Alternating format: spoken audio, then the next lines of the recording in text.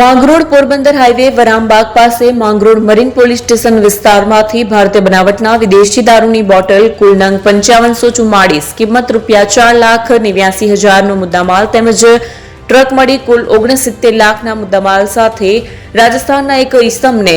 ભારતીય બનાવટના વિદેશી દારૂનો મસમોટો જથ્થા સાથે એલસીબી દ્વારા પકડી પાડ્યો હતો। માંગરોળ હાઈવે રોડ પર Ashok Leyland truck register number UP42DT 3189 માં બહારના રાજ્યમાંથી ગેરકાયદેસર ભારતીય બનાવટના વિદેશી દારૂનો જથ્થો આવેલ, જે ટ્રકની તપાસ કરતા ઉપરોક્ત ટ્રક સાથે એક ઇસમને પકડી ભારતીય બનાવટના વિદેશી દારૂનો મસમોટો જથ્થો મળી આવતા તમામ મુદ્દામાલ કબજે કરી Mangrol marine police station prohibition act મુજબનો ગુનો દાખલ કરવામાં આવ્યો। પકડાયેલ આરોપી અફઝલ અલી सोतक सफात अली शाह मोहम्मद मंसूरी उम्र 37